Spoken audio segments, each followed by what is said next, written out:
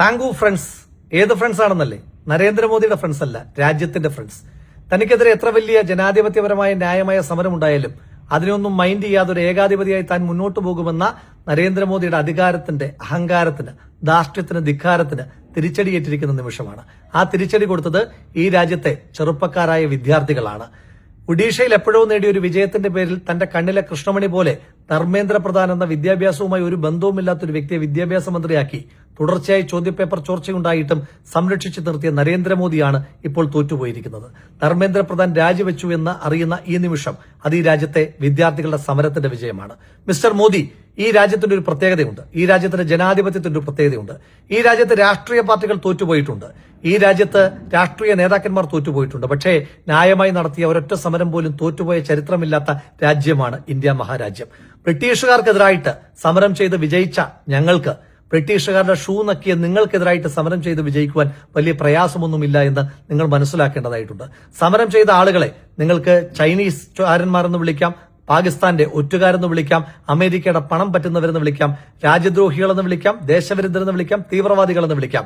അവരെ പാറ്റകളാക്കാം, പഴുതാരകളാക്കാം, പല്ലികളാക്കാം. പക്ഷേ ഈ രാജ്യത്തിന്റെ പിന്തുണ ആ വിദ്യാർത്ഥികൾക്കൊപ്പമാണുള്ളത്. അതുകൊണ്ടാണ് ചോദ്യപേപ്പർ ചോർച്ചയുടെ പേരിൽ മുദ്രാവാക്യങ്ങളുമായി ജന്തർ മന്ദറിലേക്ക്, ഈ രാജ്യത്തിന്റെ പാർലമെന്റിലേക്കുമൊക്കെ കടന്നു വന്ന വിദ്യാർത്ഥികൾ, അവർക്ക് നേരെ ഏറ്റവും ക്രൂരമായ ലാത്തിചാർജ് ഉണ്ടാകുമ്പോൾ, അവർക്ക് നേരെ നിങ്ങൾ ജലപീരങ്കി പ്രയോഗിക്കുമ്പോൾ, അവർക്ക് നേരെ നിങ്ങൾ റബ്ബർ പല്ലറ്റുകൾ വിക്ഷേപിക്കുമ്പോൾ, അവർക്ക് നേരെ നിങ്ങൾ ഗ്രനേഡുകൾ ഉതിർക്കുമ്പോൾ ഈ രാജ്യത്തിന്റെ ഐക്യദാർഢ്യം, ഈ രാജ്യത്തിന്റെ പിന്തുണ അവർക്കുണ്ടാകുന്നത്. നിങ്ങൾ ഡിയർ ഫ്രണ്ട്സ് എന്ന് വിളിച്ചാലും ഈ രാജ്യത്തെ മുഴുവൻ മനുഷ്യന്മാരും കമന്റുകളിലൂടെ വന്ന് നിങ്ങളെ ഊക്കിപ്പോകുന്നത് ഈ രാജ്യത്തിന്റെ പിന്തുണ ആ ചെറുപ്പക്കാർക്കുള്ളത് കൊണ്ട് തന്നെയാണ്. അവർ വിളിക്കുന്ന മുദ്രാവാക്യത്തിന് ഏറ്റവും ന്യായത്തിന്റെ ശബ്ദമുള്ളതുകൊണ്ടാണ്.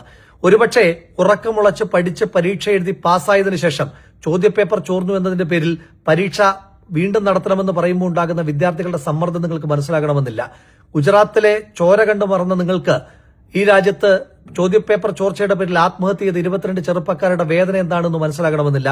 അവരുടെ മാതാപിതാക്കളുടെ ആശങ്ക എന്താണെന്ന് മനസ്സിലാകണമെന്ന് ഒരു നിർബന്ധവുമില്ല. പക്ഷേ ഈ രാജ്യത്തിന് അതെല്ലാം മനസ്സിലാകും. വിദ്യാഭ്യാസം എന്താണ് എന്ന് ചോദിക്കുമ്പോൾ, വിദ്യാഭ്യാസ യോഗ്യത എന്താണ് എന്ന് ചോദിക്കുമ്പോൾ ആകാശത്തേക്ക് നോക്കി നിൽക്കുന്ന അങ്ങേക്ക്, താങ്കൾ പഠിച്ച കോഴ്സ് ഏതാണെന്ന് ചോദിക്കുമ്പോൾ ഏതാണെന്നറിയാത്ത, പഠിപ്പിച്ച അധ്യാപകർ ആരൊക്കെയാണെന്ന് ചോദിക്കുമ്പോൾ ആരൊക്കെയാണെന്നറിയാത്ത, പഠിച്ച യൂണിവേഴ്സിറ്റി ഏതാണെന്ന് ചോദിക്കുമ്പോൾ അതേതാണെന്ന് പോലും അറിയാത്ത അങ്ങേക്ക് ചോദ്യപേപ്പർ ചോർച്ച പോലെയുള്ള വലിയ വലിയ കാര്യങ്ങൾ പറയുമ്പോൾ മനസ്സിലായെന്ന് വരില്ല. ചോദ്യപേപ്പർ ചോർച്ചയുടെ പേരിൽ നടത്തുന്ന അഴിമതികളെപ്പറ്റി നിങ്ങൾക്ക് തിരിച്ചറിയുവാൻ കഴിയുമെന്ന് വരില്ല. പക്ഷേ ഈ രാജ്യത്തിനത് തിരിച്ചറിയുവാൻ കഴിയുന്നത് കൊണ്ടാണ് ആ കുട്ടികളുമായി ഒരു ബന്ധവുമില്ലാത്ത മനുഷ്യർ പോലും അവർക്ക് ഭക്ഷണം എത്തിച്ചു കൊടുത്തത്. ആ കുട്ടികളുമായി ഒരു ബന്ധവുമില്ലാത്ത മനുഷ്യർ പോലും നിങ്ങളുടെ മാധ്യമ വായ്ത്താളങ്ങൾക്കിടയിലൂടെ, നിങ്ങളുടെ മാധ്യമ പുകഴ്ത്തലുകൾക്കും വിമർശനങ്ങളെയും ഒന്നും മൈൻഡ് ചെയ്യാതെ അവർക്ക് പിന്തുണയുമായി കടന്നുപോയത്. നിങ്ങൾക്ക് വേണ്ടി സംസാരിക്കുവാൻ സൂപ്പർ സ്റ്റാറുകളുടെ വലിയ താരനിര ഉണ്ടായേക്കാം. പക്ഷെ ഇവർക്ക് വേണ്ടി സംസാരിക്കുവാൻ നിലപാടുള്ള ഒരുപാട് മനുഷ്യന്മാരുണ്ട്. ഈ സമരം ഇങ്ങനെ വിജയിച്ചു നിൽക്കുമ്പോൾ ഒരിക്കലും മറന്നുപോകുവാൻ കഴിയില്ലാത്ത ഒരു മനുഷ്യന്റെ പേരുണ്ട്.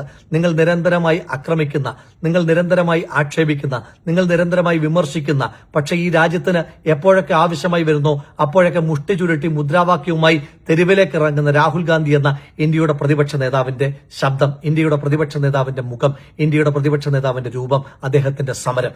വിദ്യാർത്ഥികൾ ജന്തർ മന്ദറിലെ ഏറ്റവും ക്രൂരമായ അക്രമം നേരിടുമ്പോൾ ആ രാത്രിയിൽ തന്നെ സമരത്തിന് പിന്തുണയുമായി കടന്നു വന്ന രാഹുൽ ഗാന്ധിയുടെ ആ നിമിഷം മുതൽ ഈ സമരം ടോപ്പ് ഗിയറിലേക്ക് പോവുകയും ടോപ്പ് ലെവലിലേക്ക് ആവുകയും ചെയ്തതാണ്. അവിടെ വെച്ച് ഈ രാജ്യം തിരിച്ചറിഞ്ഞതാണ്. അവിടെ വെച്ച് ഈ രാജ്യം എഴുതിയിട്ടതാണ് ഈ സമരം തോൽക്കുവാൻ പാടില്ല.